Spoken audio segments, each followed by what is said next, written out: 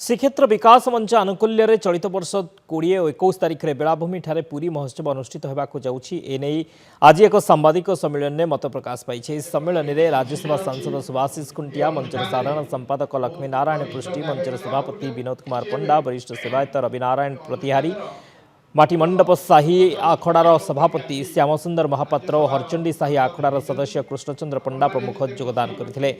श्रीक्षेत्रर परंपरा एवं श्रीमंदिर संस्कृति और जागा आखड़ार संस्कृति को नहीं दुईटी मिश्रण कार्यक्रम अनुष्ठित होब। महारी गोटीपुओ ओडिसी ठारू आरंभ करी जागा आखड़ार पारंपरिक समर कला आदि प्रदर्शन करा जिवो। श्रीक्षेत्र माटीर युवक मानक मध्यरे उन्मादना सृष्टि करबा उद्देश्य युवपीढ़ी मध्यरे बीच भलीबॉल ठारू आरंभ करी विभिन्न प्रकार क्रीड़ा अनुष्ठित हेब। सेपरी संध्यारे पुरीवासी पर्यटक माने विभिन्न सांस्कृतिक कार्यक्रम उपभोग करिवे। श्रीक्षेत्र विकास मंच पुरी द्वारा आयोजन करा जाउची पुरी महोत्सव 2025। मो धन्यवाद देवी समस्त कर्मकर्ता माननकु जे भली कार्यक्रम को आयोजन करा जाउची करूछंदी।